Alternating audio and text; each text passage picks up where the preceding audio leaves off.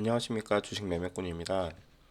오늘은 제가 실패했던 계좌를 한번 공개를 해보려고 합니다. 제가 2005년에 주식 투자를 시작을 해서 2018년 10월까지 실패를 했던 계좌를 한번 공개를 해보려고 합니다. 지금 보여드리는 화면은 키움 계좌입니다. 제 예전에는 키움 계좌로 처음 주식 투자를 시작했기 때문에 키움증권 계좌를 먼저 보여드리도록 하겠습니다. 2005년 4월부터 투자를 시작을 했죠. 스피디하게 보겠습니다. 뭐 코멘트를 굳이 달자면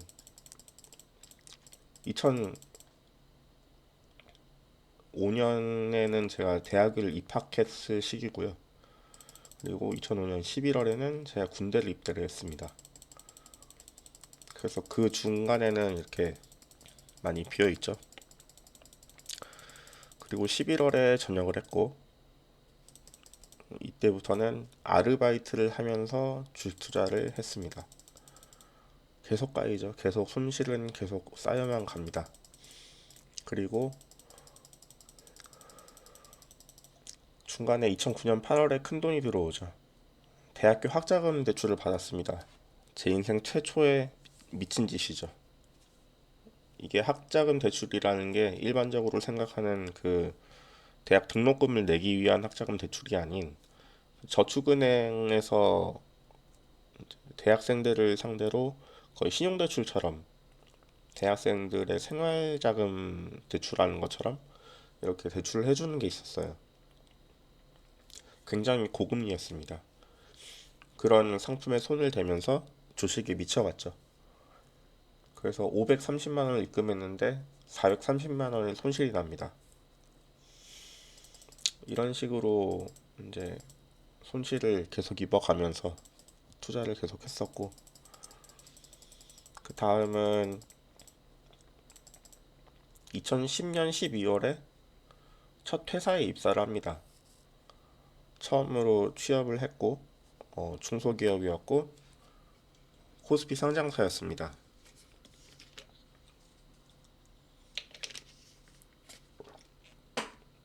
업력은 좀 굉장히 오래된 회사였고 쓰러져가는 회사였습니다. 뭐 그때 당시 재무제표를 제가 봤을 때도 좀 안 좋아 보이긴 했지만 코스피 상장사라는 그것만 믿고 빨리 취업을 하고 싶었기도 했고 그래서 중소기업임에도 불구하고 그냥 입사를 했습니다. 대학교 4학년 때죠. 졸업을 얼마 안 앞두고 이제 입사를 하게 됩니다. 그래서 첫 번째 계좌는 여기서 끝납니다. 이후에는 뭐 짜잘한 매매밖에 없고 그 회사에 들어가면서 회사가 지정한 그 주거래 은행에다가 급여 통장을 만들었기 때문에 그 은행에서 다시 키움 계좌를 개설을 합니다. 그래서 2011년 2월부터 이 계좌에서 매매를 하기 시작하죠. 그래서 계속 또 망가집니다. 보시면은 손실이 계속 커지고 있죠. 그래서 입금되는 돈도 거의 비슷비슷합니다. 뭐 월급 받은 거 그대로 다 입금하고 그랬기 때문에 입금하는 돈도 비슷하고 자 여기서 큰 돈이 입금이 되죠. 2012년 9월 그때 600만 원 입금이 되는데 2012년 8월에 이 회사가 부도가 납니다. 그러면서 퇴사를 하게 돼요. 그래서 이 회사가 좀 상황이 안 좋았기 때문에 급여도 좀 밀려 있었고 퇴직금도 받아야 되는데 그거를 부도난 회사가 바로 줄 수는 없으니까 체당금 제도라는 게 있었습니다. 지금도 아마 있을 텐데 그 고용노동부에서 이 회사에서 받아야 될 돈 중에 일부를 먼저 근로자에게 줍니다. 그리고 나중에 이제 경매에 넘어가게 되면은 이거를 구상을 하겠죠. 이제 그 돈을 다시 받아갈 겁니다. 고용노동부에서. 그런 제도가 있어서 이제 돈을 받았고 그 돈을 그 돈을 그대로 날려먹죠. 그러면서 또 좀 쉬게 되고, 그리고 이후에 다시 이제 입금이 되기 시작한 건 2012년 12월에 새로운 회사에 입사를 합니다. 대기업 계열사였고, 대기업 그 오너 일가가 이제 소유한 회사였습니다. 어떻게 보면은 지주회사 격이라고 볼 수도 있고, 좀 지배 구조가 좀 특이하긴 했습니다. 그래서 그 회사에서 이제 대기업 계열사였기 때문에 대출이 한도가 좀 더 나와서 아마 대출을 더 받았던 것 같아요. 13년 4월에. 그래서 이때도 계속해서 이렇게 입금을 하고 손실이 나고 이런 생활이 반복이 됩니다. 입금이 계속되고 있죠. 급여 받으면 그냥 쓸 돈 남기고 거의 다 입금을 했던 것 같아요. 그래서 입금한 대로 다 손실인 거죠. 월말 예탁 자산이 쌓여가지가 않잖아요. 계속 이제 입금은 되는데 손실이 계속 나오기 때문에.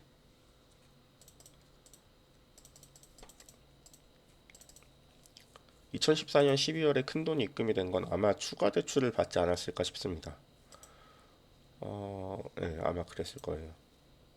그래서 2015년 10월에 이렇게 큰돈이 입금이 된 건 2015년 9월에 제가 이 회사를 퇴사를 합니다. 이 회사에서 법정 관리도 들어갔었고 좀 큰 사건이 한번 터지는 바람에 그룹 전체가 이제 분해가 되는 그런 일이 있었고 그 과정에서 좀 일도 많이 했고 힘들기도 했고 그리고 이제 공무원에 한번 도전을 해보겠다라는 생각이 갑자기 들어서 회사를 그만두고 이제 본가로 올라옵니다.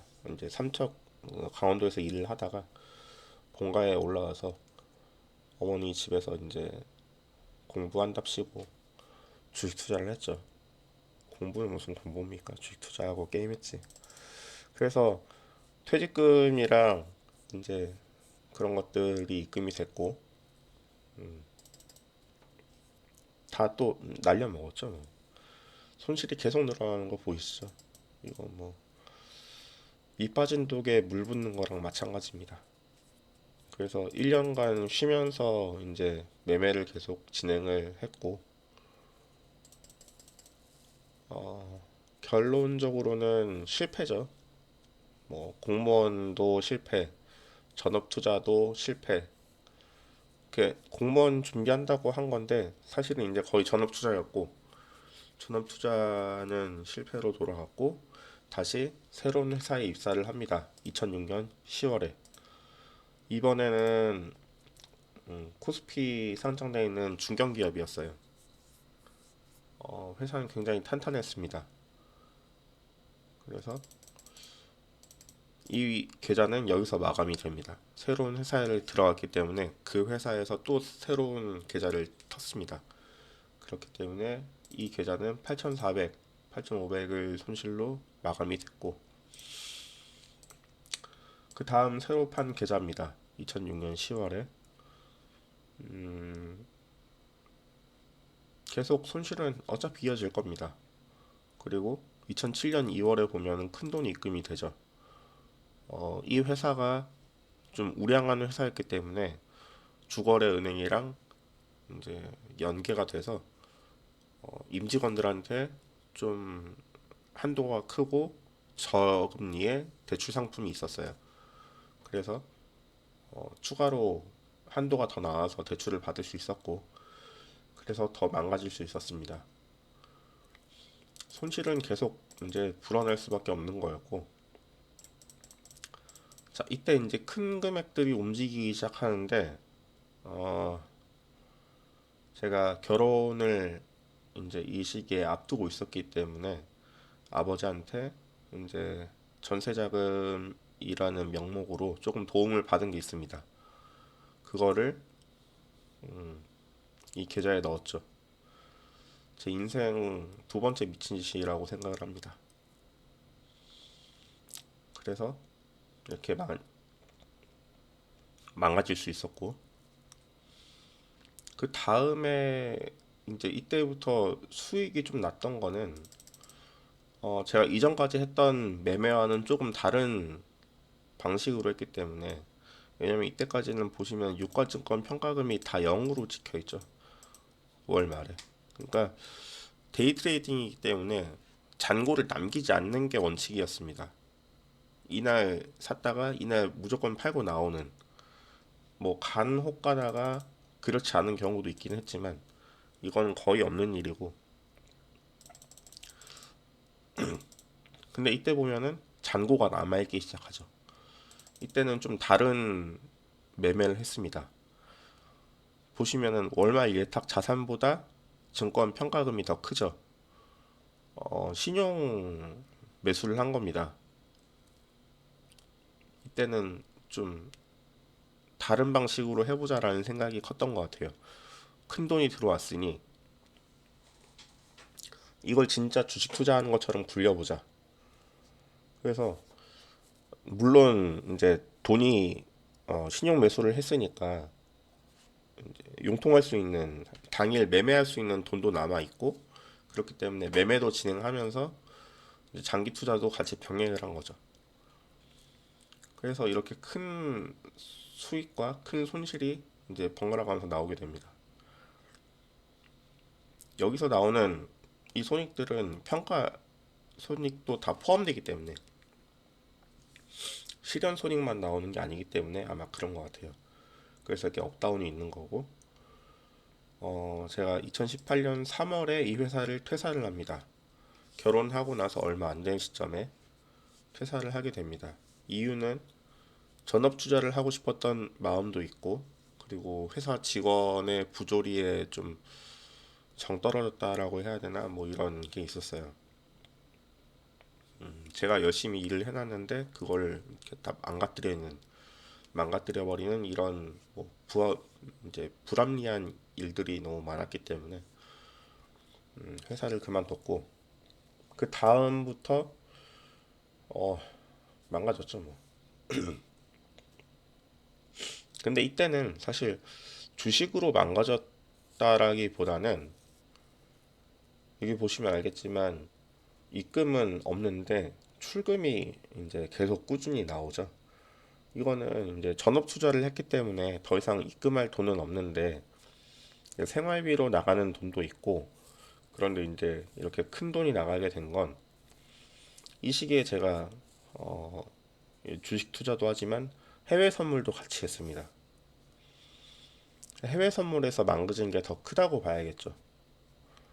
주식에서는 뭐 그럭저럭 뭐 수익도 나고 손실도 나고 이러면서 이제 평이하게 했다고 생각은 하는데, 해외 선물에서 망가진 게 좀 컸습니다. 그래서 전업 투자를 더 이상은 진행을 못할 정도까지 그렇게 됐어요. 이때 보시면은 1,100만 원 출금하고 월말에 잔액이 800이죠. 이걸로는 사실 매매를 하기가 좀 어렵다고 판단이 됐고,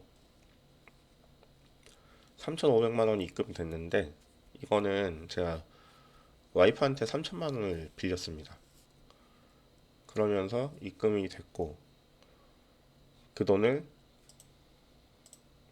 다 까먹었습니다. 이때는 진짜 정신이 나가는 것 같았어요.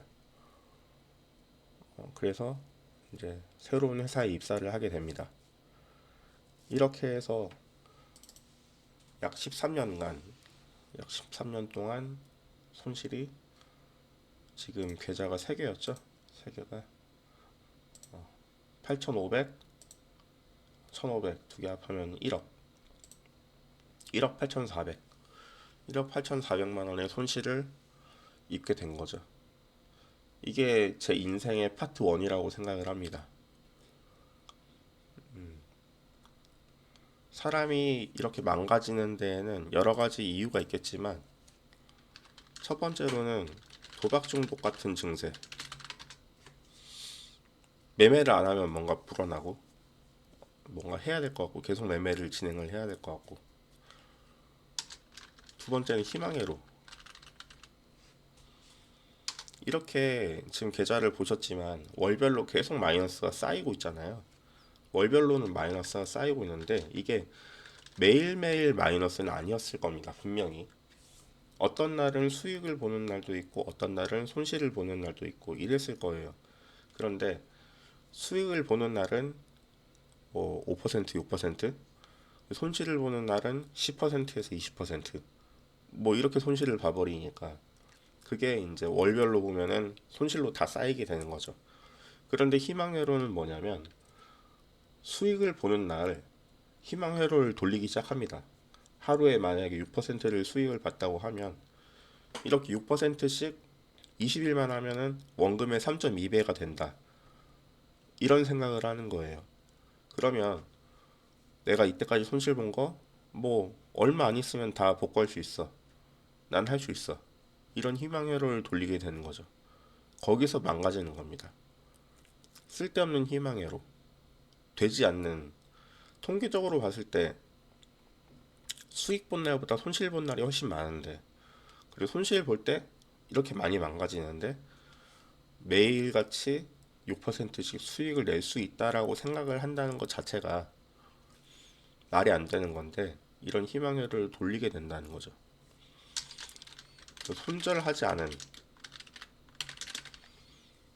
이게 단타를 치면서 손절을 하지 않는다는 거, 이게 말이 안 되는 건데, 제가 망가지는 동안 어떤 매매를 했냐면 시초가에 매수를 합니다. 전일 상한가 간 종목 시초가에 매수를 하고, 그때 제가 발견했던 게 그랬던 것 같아요. 전날 상한가 간 종목은 다음날 시초가에서 거의 8, 90%의 확률로 2, 3% 수익을 찍고 떨어지거나 뭐 찍고 더 올라가거나, 어쨌든 2, 3%는 더 상승을 한다, 시초가보다. 이런 생각이 있었던 것 같아요. 그래서 전일 상한가 간 종목을 시초가에 매수를 해서 2, 3%만 수익을 내고 나오자.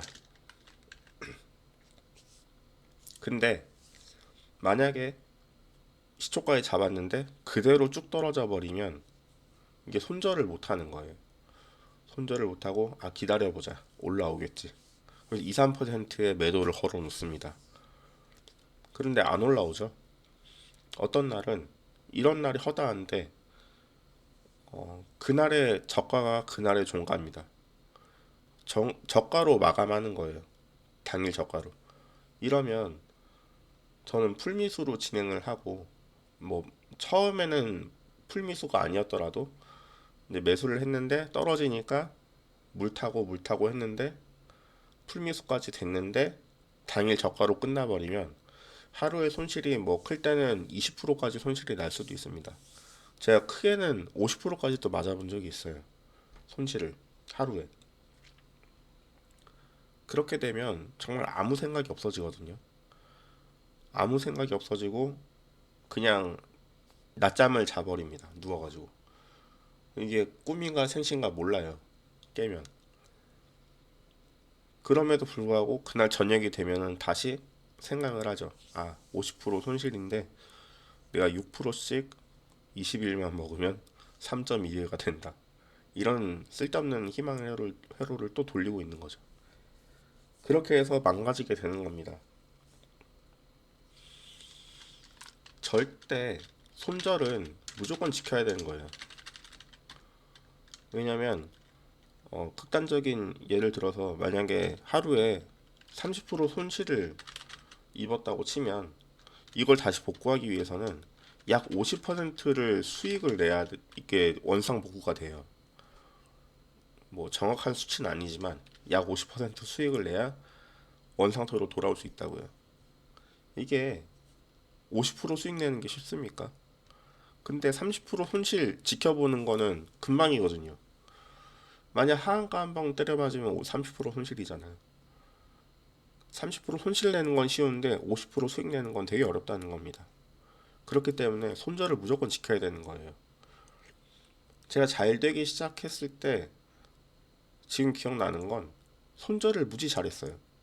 잘 되기 시작했을 때는 거의 1% 안쪽으로 손절을 하거든요. 지금도 그렇고 뭐 특별한 상황이 아닌 이상은 거의 1% 안에서 손절을 합니다. 요즘 계좌를 제가 계속 공개를 하고 있는데 거기서도 보시면 한 번 매매로 20만 원 이상 손실되는 종목이 많진 않아요. 뭐 한 번씩 뭐 22만 원, 27만 원 이렇게 나오긴 하는데 그거는 제 타이밍을 놓치는 것도 있고 어쨌든 1% 안으로 무조건 손절을 합니다. 그래야 다시 복구할 수 있는 가능성이 커지니까 그래서 손절을 무조건 지키는 거죠. 어쨌든 제가 망가진 계좌를 이렇게 공개하는 건 이렇게 힘들 수 있다. 주식 투자라는 게 잘못된 방법으로 계속 잘못된 방법을 고치지 못하고 충분히 공부하지 않고 연습하지 않고 생각하지 않고 뛰어들게 되면 이렇게까지 위험해질 수 있다. 이런 점을 좀 이제 투자를 시작하는 분들한테 그리고 좀 힘든 시기를 겪고 있는 분들한테 말씀드리기 위해서 제 계좌를 한번 공개를 해봤습니다. 네, 저에게도 되게 아픈 시간들이었는데 지금 보면 세금 참 많이 냈네요. 5억, 이건 뭐 900만 원 제끼고 2억, 뭐 수수료도 포함돼 있겠지만 거의 뭐 6억, 7억을 세금으로 갖다 바쳤네요.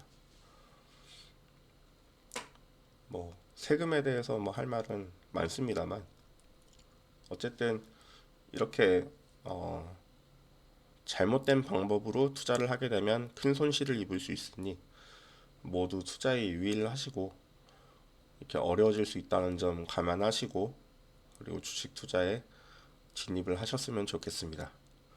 오늘 영상은 여기까지 하고 다음번에는 제 주식 인생 파트 2 다시 반등하는 계좌를 한번 보여드리도록 하겠습니다. 감사합니다.